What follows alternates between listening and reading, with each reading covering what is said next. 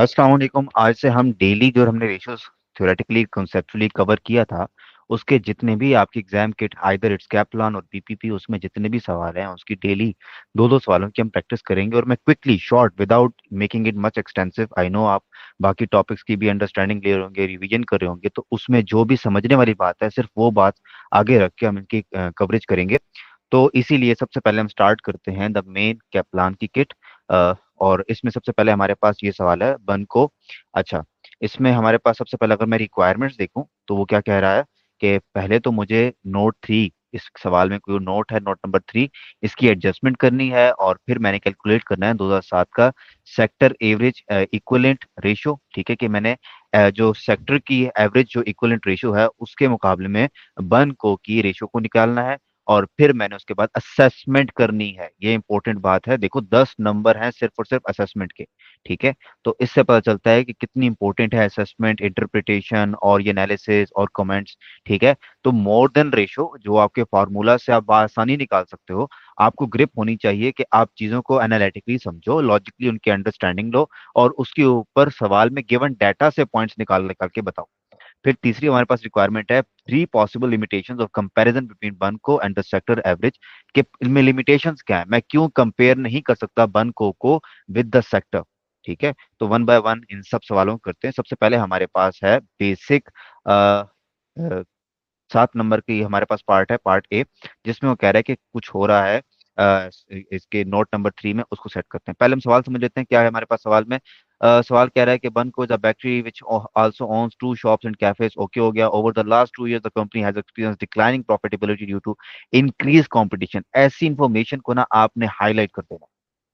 ये आपको जो है इंफॉर्मेशन आपके एनालिसिस में कमेंट्स में मदद करती हैं। So the directors wish to investigate this is the sector wide problem, कि ये जो हमारी डिक्लाइन आ रहा है प्रॉफिटेबिलिटी में, कोई कंपटीशन की वजह से, ये सेक्टर वाइज प्रॉब्लम तो नहीं है कि हम ही सिर्फ मसला है।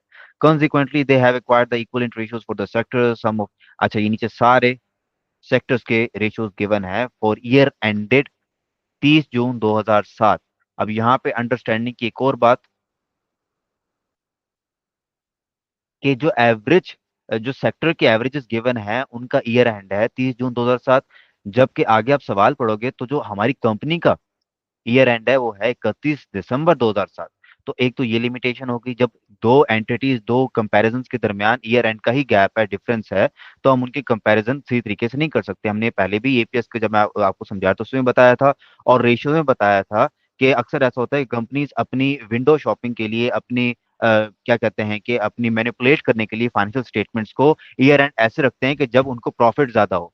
फॉर एग्जाम्पल, अगर मेरी सर्दियों में कपड़े ज्यादा बिकते हैं तो मैं अपना ईयर एंड फेब्रवरी एंड रख लूंगा, ताकि जिस वक्त मेरी इन्वेंट्री भी कम से कम पड़ी होगी जबकि मेरी सेल जो है मैक्सिमम हुई पड़ी होगी, ताकि मैं अपनी यूजर्स को खुश रख सकूं। बहरहाल आगे बढ़ते हैं। ये हमारे पास सवाल में क्या कहते हैं कि यहाँ पे पीएनएल है, यहाँ पे बैलेंस शीट है। इन 2006 बन acquired a popular brand name. ये इन्फॉर्मेशन आ गई, सारी इन्फॉर्मेशन है जो आपको इंटरप्रिटेशन मदद करेगी। एट 31 दिसंबर 2007 साल के आखिर में the brand represented 20% of non current asset, के हमारे एसेट्स का 20% वो ब्रांड था, इतनी उसकी वैल्यू है। The remaining 80% of non-current assets comprises of the property from which Bunko operates its bakery and shops. Okay हो गया। This is converted on by the। अच्छा, ये जितनी भी प्रॉपर्टी इस कंपनी के पास है उसने ओन करके रखी हुई है। ठीक है, उसने लीज पे नहीं ले रखी या रेंट पे नहीं ले रखी। And has no directly associated finance. Obviously इसके ऊपर कोई वो इंटरेस्ट भी पे नहीं कर रहा। द इंटरेस्ट वाज रीवैल्यूड इन 2004। ठीक है, तो ये जहां इन्फॉर्मेशन इस्तेमाल में आएगी वहां हम इसको करेंगे। फिर दूसरा हमारे पास पॉइंट है in the year end 31 December 2007 the को one offering discounted meals deals. ये सारी इन्फॉर्मेशन है, ये आगे आपको सवाल मदद करेंगी कि अपनी प्रॉफिटेबिलिटी को बढ़ाने के लिए उसने डिस्काउंटेड मील देना शुरू कर दिया है। Bun Co hope that this strategy would help to reduce perishable inventory. जो इन्वेंट्री खराब हो रही है उसको वो क्या कहते हैं अपनी इन्वेंट्री से निकाल सकते हैं और उनके इस तरीके से इन्वेंट्री होल्डिंग पीरियड भी कम हो जाएगा। और फिर आ जाता है ये पॉइंट नंबर थ्री, जिसके ऊपर पूरी 7 नंबर की एडजस्टमेंट है। जनवरी 2008 में क्या हुआ, it decided to discount some slow moving seasonal inventory which had selling price of 1.5 कि उनके पास कोई ऐसी इन्वेंट्री थी जो कि बिक नहीं रही थी, तो उन्होंने डिसाइड किया कि 2008 में इसको हम डिस्काउंट पे निकालते हैं। Under normal circumstances this product has gross profit of 20%। Okay हो गया, इसकी सेल का 1.5 का 20% जो है प्रॉफिट है, तो इसका मतलब यह है कि 80% कॉस्ट है। The inventory was sold in the February 2008 for the 50% of what it had cost burn to produce के। फिर उस जो 80% कॉस्ट के भी 50% के ऊपर जाके इवेंचुअली इन्होंने बेचा, तो इतने घाटे में नुकसान हुआ इनको। अब वो सारा हम कैलकुलेट करेंगे। अच्छा, the final statement for the year ended 31 was authorised for the issue on 15 March 2008। ठीक है, अब ये इंफॉर्मेशन इसलिए रेलेवेंट है, देखो हमारा ईयर एंड है 31 दिसंबर 2007, लेकिन ये जो डिसीजन ये ले रहे हैं, ये ले रहे हैं जनवरी 2008 में। सबसे पहली बात कि ये एडजस्टिंग इवेंट है। हमारी जो इन्वेंट्री खराब हो रही थी ये एकदम से खराब नहीं हो गई। साल खत्म होने के बाद एकदम से कोई जल्जला या सैलाब नहीं आएगा कि हमारी इन्वेंट्री खराब हो रही थी। पेरिशेबल जो चीजें होती हैं वो एक्सपायर होती हैं ओवर द पीरियड। तो ये इसका इंडिकेटर, इसका एविडेंस आपको ईयर एंड के ऊपर भी मिल रहा है। इसीलिए ये एडजस्टिंग इवेंट है और इसको आप अपने फाइनेंशियल स्टेटमेंट्स में एडजस्ट करोगे। तो अगर मैं सबसे पहले पॉइंट नंबर ए की बात करूं जिसमें इसको मैंने एडजस्ट करना है और इसका फिर मैंने रेशियोज भी निकालने हैं, तो सबसे पहले देखो, पहला पॉइंट तो ये मैं बताऊंगा। अब मैं यहाँ पे आपको शॉर्ट पॉइंट्स में बताऊंगा, आप नंबर्स देख के अपने एग्जाम में इसको लेंथी कर सकते हो, इसको पैराग्राफ में भी कन्वर्ट कर सकते हो। सबसे पहले मैं IS 10 वाला तड़का दूंगा कि एडजस्टिंग इवेंट है। क्यों? क्योंकि ये जो इन्वेंट्री है ये ओवर द पीरियड इसके एविडेंस मिलता है, पेरिशेबल नेचर की इन्वेंट्री है। ठीक है, तो इसके बाद दूसरा मैं तड़का इसके अंदर दे सकता हूँ कि अब वो वाली पूरी इंफॉर्मेशन कि इसका इफेक्ट क्या होगा। ठीक है, इंफॉर्मेशन अगर मैं एडजस्ट करता हूं तो उसका इफेक्ट क्या होगा ऑन माय क्या कहते हैं फाइनेंशियल स्टेटमेंट्स। देखो, सबसे पहले वो हमें सवाल में कह रहा है कि जो रिटेल प्राइस है, अगर मैं इसको नॉर्मली बेचता तो इसकी प्राइस होती 1.5 मिलियन। ठीक है, डॉलर में, इन्वेंट्री की मैं बात करूं यहाँ पे, इसको एक्सेल में ले चलते हैं, जस्ट अ सेकंड। यहाँ से जो अमाउंट्स होंगे उसको मैं वहां ले आऊंगा।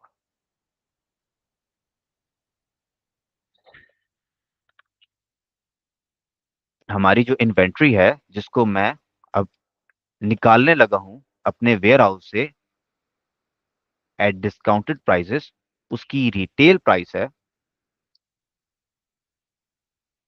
1.5 मिलियन। ठीक है, मैं यहाँ पे फॉर कंपैरिजन शॉर्ट टर्म लेके चलता हूं।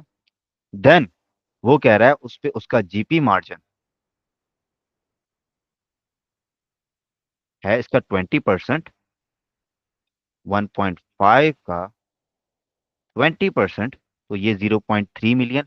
तो इसको जब इसमें से मैं निकालूंगा तो मेरे पास इसकी कॉस्ट आ जाएगी। ये क्यों मैं निकाल रहा हूं? क्योंकि सवाल कह रहा है कि हमने 50% के ऊपर इसको बेचना है, कॉस्ट के 50% के ऊपर। तो इसका मतलब ये है इसको मैं इवेंचुअली किस प्राइस पे बेचूंगा? NRV adjustment. मुझे कितना लॉस होगा इवेंचुअली मेरी फाइनेंशियल स्टेटमेंट के अंदर?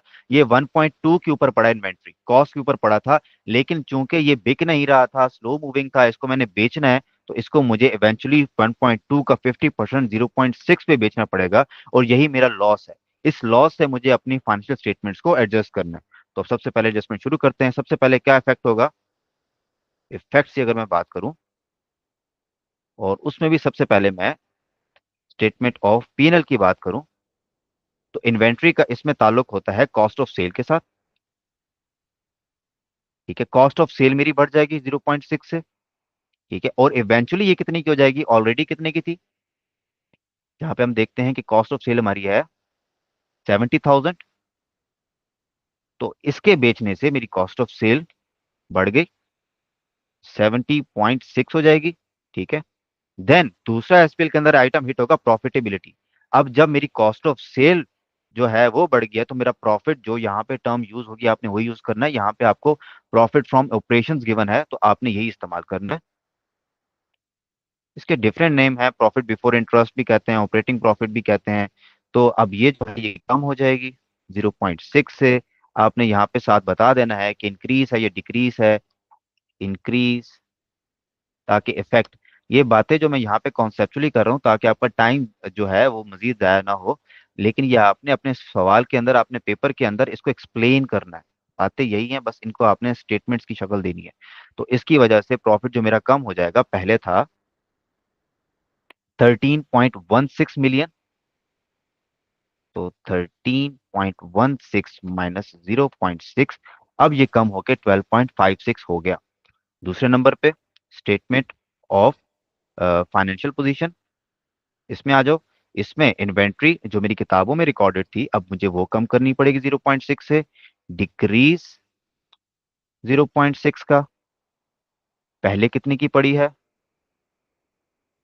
3.96। तो 3.96 माइनस 0.6, तो अब ये 3.36 की रह गई। और इवेंचुअली मेरी इक्विटी भी, क्योंकि मेरा प्रॉफिट कम हुआ है, तो ओवरऑल मेरी इक्विटी भी कम होगी, जो कि 32.88 है, उसमें भी डिक्रीज आएगा 0.6 का। और ये थी 32.88 माइनस 0.6। तो अब ये एडजस्टमेंट मेरी हो गई है। मेरी फाइनेंशियल स्टेटमेंट्स में I cover both statement of profit and loss and statement for financial position. ठीक है, इस तरीके से आपने एडजस्टमेंट बता देनी है।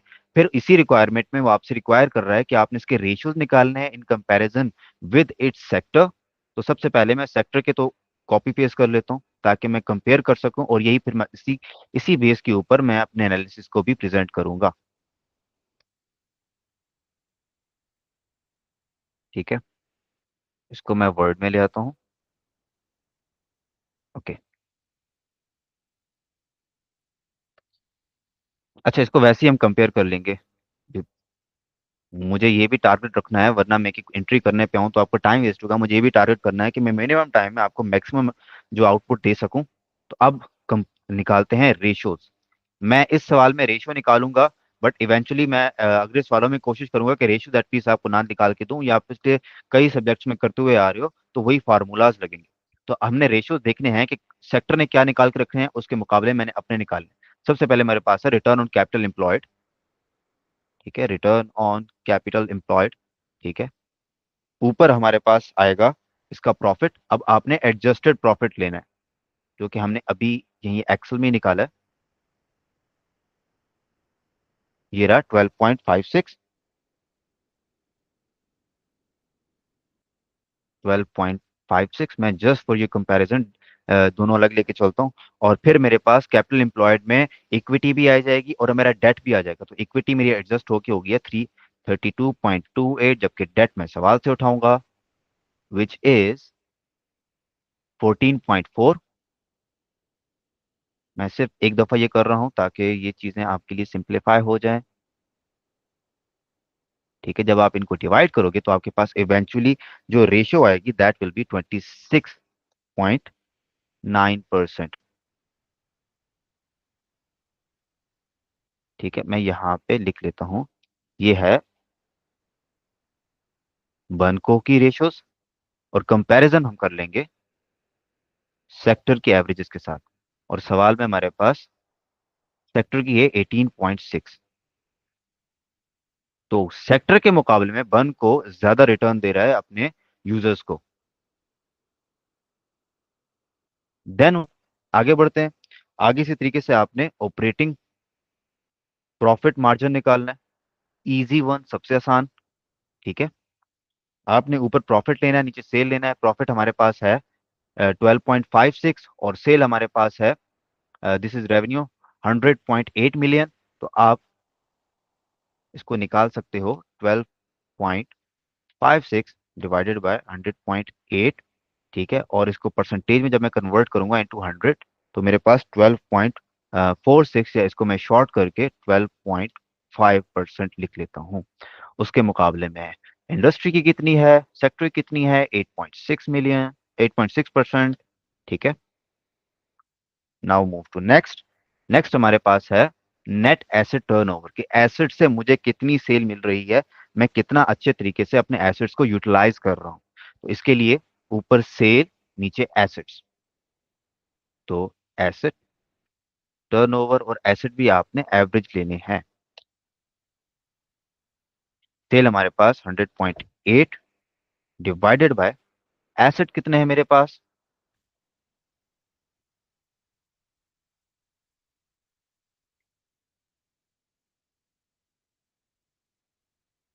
Wait, just a second.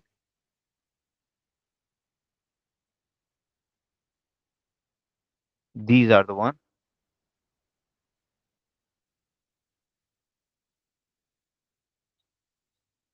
No, these are the information. Just a second.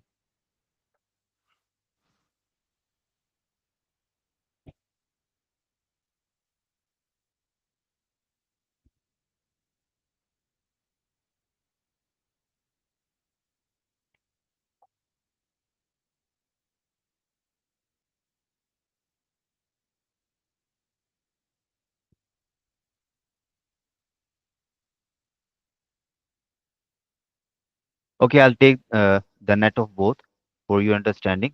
ठीक है, तो इसको ऐसे 100.8 डिवाइडेड बाय, मेरे पास इन्वेंट्री एडजस्ट होके आई है 3.36। ठीक है, और मेरे पास नॉन करंट एसेट्स हैं 55 मिलियन के। ठीक है, तो 55 इसको अलग से करना पड़ेगा। जस्ट अ सेकेंड, इतना एडवांस नहीं है ये। 55 मिलियन प्लस 3.36, दैट इज 58.36। ठीक है, तो कंपेयर कर लेते हैं 100.8 डिवाइडेड बाय 58। ओके, 58.36। ठीक है, अच्छा, अब यहाँ पे वो कह रहा है कि आपने इसमें लेना होता है एसेट टर्नओवर में नॉन करंट एसेट्स को कंसीडर करना होता है, जबकि उसकी जो इंटेंजिबल है, जो इंटर उसकी इंटेंजिबल है, वो उसका 20% है रिप्रेजेंटेड। तो मुझे बाकी 8% नॉन करंट को लेना है, जिसके अंदर प्रॉपर्टी और बाकी उसकी बेकरी की और उसके अलावा उसके पास फिक्स एसेट उसके पास हैं। तो इसका जब मैं 80% लूंगा फर्दर, 58.36 का 80%, that will be 46.68. So now I can compare my ratio with the sector,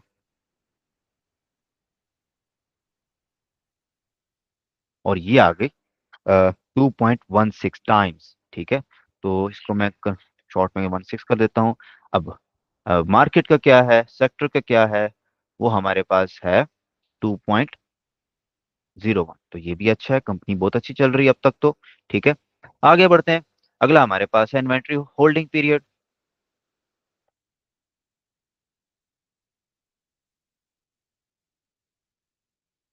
ठीक है, तो इन्वेंट्री होल्डिंग पीरियड में मेरे पास कितनी इन्वेंट्री है और उसके अगेंस्ट मैंने कितनी कॉस्ट ऑफ सेल है। ठीक है, तो मेरे पास अभी मैंने इन्वेंट्री ऊपर निकाली 3.36।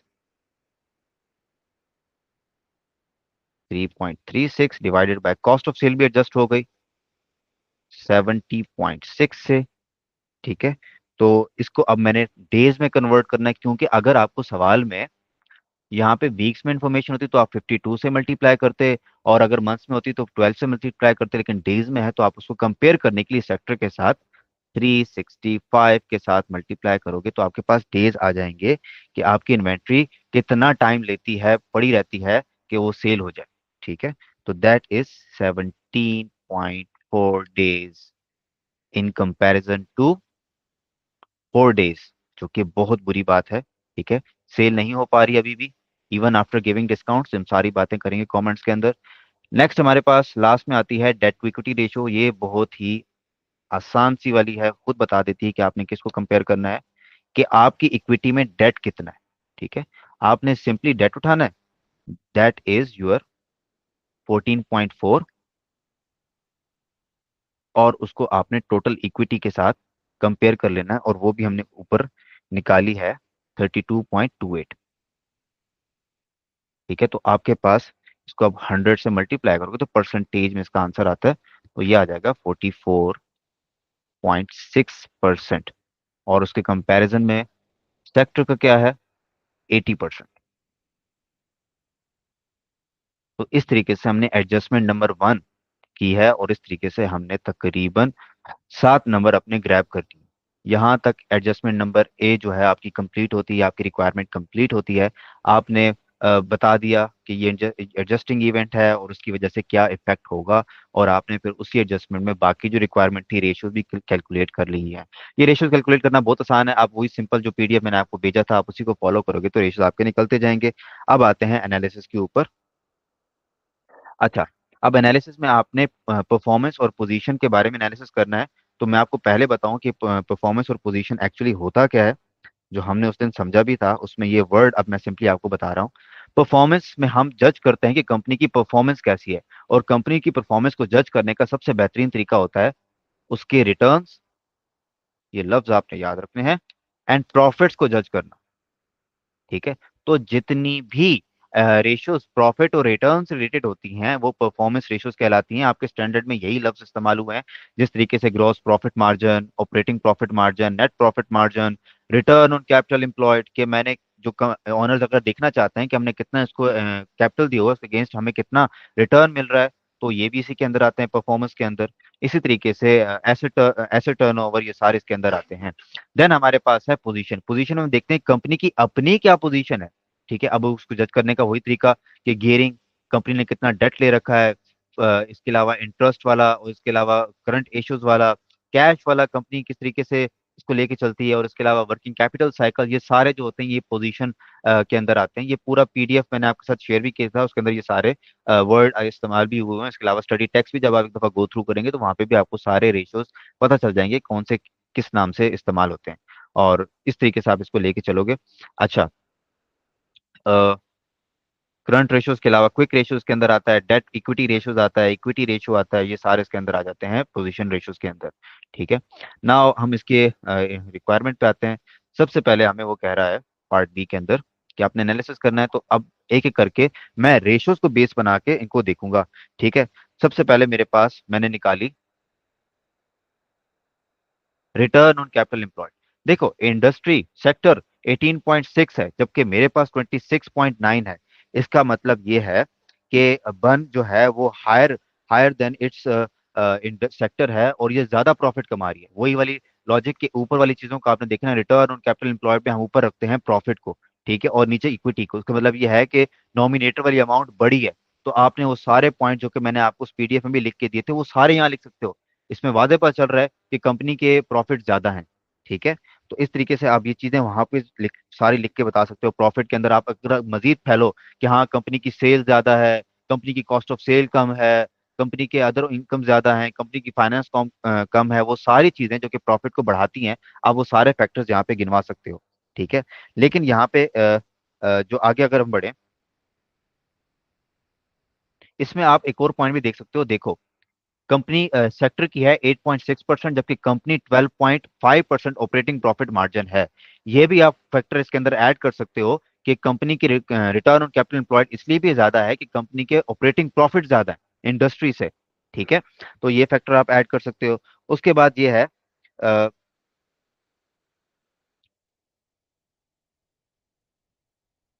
इसके अलावा हमने सवाल में पढ़ा था, मैं अगर यहाँ पे एडजस्टमेंट्स आपको दिखाऊं, अब थोड़ा सा इनका टच दे देते हैं, तो रेशियोज का हमने टच दे दिया। सवाल में वो देखो आपको कह रहा है कि कंपनी के पास अपने एसेट्स हैं। ठीक है, इसका मतलब ये है कि कंपनी को फाइनेंस कॉस्ट बेयर नहीं करनी पड़ रही, वो सवाल में खुद भी कह रहा है हैज नो एसोसिएटेड फाइनेंस।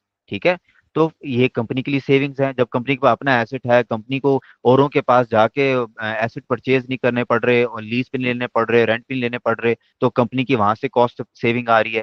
तो कंपनी के प्रॉफिट्स को आप यहाँ से भी बता सकते हो। फिर यहाँ पे एक और फैक्टर है कि कंपनी डिस्काउंट के ऊपर मील्स दे रही है, तो ये भी फैक्टर हो सकता है कि कंपनी अपनी सेल को इसलिए बढ़ा रही है कि कंपनी बहुत अच्छी है, डिस्काउंट के ऊपर चीजों को दे रही है। यहाँ पे आपको ये प्रूव करना है लॉजिकली क्वेश्चन का डाटा उठाकर कि कंपनी प्रॉफिट ज्यादा कमा रही है ड्यू टू दीज फैक्टर्स। ठीक है, फिर उसके अलावा कंपनी क्या कहते हैं कि कॉस्ट कंट्रोल, वही वाली बात कि कंपनी के पास रेंट नहीं लेना पड़ रहा कंपनी को, ये कंपैरिजन आप बता सकते हो।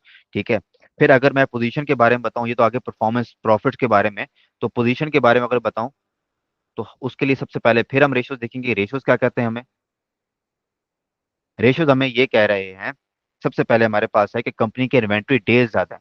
अब इसके पीछे जितनी भी वो लॉजिक्स थी जो पीडीएफ के अंदर मौजूद थी आप वो सारी लिख सकते हो।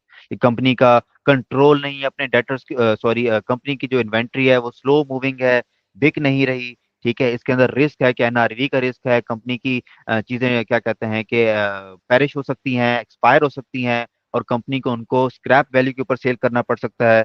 ठीक है। और इसके अलावा डेट इक्विटी रेशियो जब हमने पढ़ा, यहाँ पे भी देखा कि कंपनी का डेट जो है वो कम है इक्विटी से।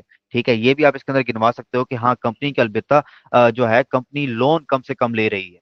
कंपनी के जो मेजर सोर्स ऑफ इन्वेस्टमेंट है उसका इक्विटी है, नॉट इट्स डेट। क्योंकि जिस इंडस्ट्री में कंपनी काम कर रही है वहां सारे 80% उनका source of income, source of investment debt है।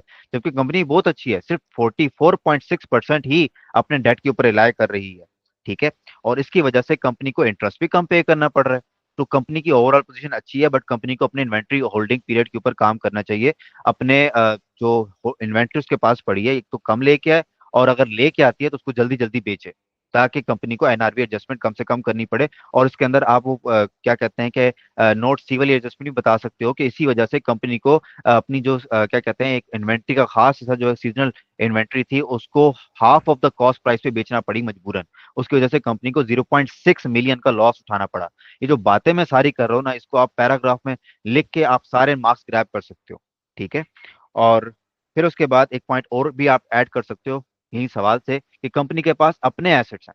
तो इसका मतलब यह है कि जब किसी बंदे के पास अपने एसेट्स होते हैं, और वो दो पॉइंट्स है यहाँ पे, तो इसका मतलब यह है कि उसको लोग खुशी खुशी लोन देंगे। एक ये भी वजह है, और दूसरी वजह यह है कि कंपनी ऑलरेडी कम बंदों से लोन ले चुकी है, तो बैंक्स देखते हैं कि जिस बंदे ने ऑलरेडी कम बंदों से लोन ले रखा है वो तो मुझे जल्दी पे आउट कर सकता है इन कंपैरिजन टू वो बंदा जिसने मजीद 20 बैंकों से लोन ले रखा है और उनको भी पे आउट कर रहा है। तो बैंक सोचता है कि मुझे कैसे पे करेगा, 20 बंदे और भी हैं। तो कंपनी की एक तो डेट बहुत बेटर है, और कंपनी के पास सिक्योरिटीज के अच्छे अच्छे सोर्स हैं। 80% ऐसा उसके पास नॉन करंट एसेट्स है जो कि कंपनी खुद ऑन कर रही है। उसकी खुद प्रॉपर्टी उसके पास क्या कहते हैं कि उसकी अपनी ऑनरशिप है, उसके उसके पास टाइटल डीड है उनका। तो ये सारे पॉइंट्स अच्छे वर्ड्स के अंदर आप लिख के इस सवाल को टैकल आउट कर सकते थे। और कंक्लूजन में अगर आप बताओ, यहाँ पे कंक्लूजन भी मांग रहा है, तो कंक्लूजन में आप कह सकते हो कि कंपनी की प्रॉफिटेबिलिटी बहुत अच्छी है, better than it's competitors and it's sector, but company should work on inventory turnover issue. ठीक है, कंपनी की पोजीशन बहुत अच्छी है, कंपनी की सेल ग्रो हो रही है, और कंपनी की फाइनेंस के भी अच्छे रिसोर्स हैं। इन केस कल को डेटर्स भाग जाते हैं, सॉरी इक्विटी होल्डर्स भाग जाते हैं, तो कंपनी के पास डेट के भी अच्छे रिसोर्सेज अवेलेबल हैं। ये सारी जो बातें की हैं ये आप इनको लिख सकते हो। फिर उसके बाद आखिरी 3 नंबर का ये छोटा सा नंबर, छोटा सा एक इसकी रिक्वायरमेंट है, इसको भी क्विकली हम गो थ्रू कर लेते हैं कि क्या लिमिटेशन होती है। एक तो मैंने वो बताया कि कंपनी का फाइनेंशियल ईयर एंड और सेक्टर का फाइनेंशियल ईयर एंड दोनों में फर्क है। तो इसकी वजह से कंपनी अपनी फाइनेंशियल स्टेटमेंट को उसके मुकाबले में कंपेयर नहीं करवा सकती। 30 जून को अलग कहानियां चलती हैं और 31 दिसंबर को अलग कहानियां चलती हैं। दूसरी आप इसके अंदर लॉजिक दे सकते हो कि एक फिर आप ना जनरल सी बातें लेके आ सकते हो कि हो सकता है कंपनी की अकाउंटिंग पॉलिसी डिफरेंट हो सेक्टर से। ठीक है। और इसके अलावा आप कह सकते हो कि कंपनी जो है अपने प्रॉपर्टीज को ऑन कर रही है, जबकि सेक्टर क्या पता रेंट पे लेके चल रहा है। कंपनी की सोर्स ऑफ इक्विटी, आप जितने भी फर्क सवाल आपको बता रहे हैं ना, जो फर्क है सेक्टर के अंदर और कंपनी के अंदर, वो सारे लिख दो यहाँ पे। एक कंपनी के सोर्स ऑफ जो इन्वेस्टमेंट है वो उसके इक्विटी होल्डर्स हैं, जबकि जो सेक्टर है उसके जो सोर्स ऑफ इन्वेस्टमेंट है उसके डेट होल्डर्स हैं। ठीक है। और फिर इसके बाद कंपनी की बिजनेस स्ट्रेटजीज डिफरेंट है, कंपनी क्या कहते हैं डिस्काउंटेड मील्स दे रही है। तो ये सारी बातें आप लिख के आप 3 नंबर ये भी ग्रैब कर सकते हो। तो क्विकली हमने ये वाला सवाल समझा, और इसके अंदर कुछ भी नहीं था, बस आपने ये एनालिसिस सारा करना है और आपको इसी के ऊपर ग्रेप आनी चाहिए। अच्छे से आप लिखना सीखो, ड्राफ्टिंग करो इसकी। मैं ड्राफ्टिंग नहीं करा रहा, इसको आपने खुद ड्राफ्ट करना और कंपेयर करना है आपने इसके सोल्यूशन के साथ, और इस तरीके के आप सवाल टैकल आउट कर सकते हो। हम बढ़ते हैं अगले सवाल की तरफ।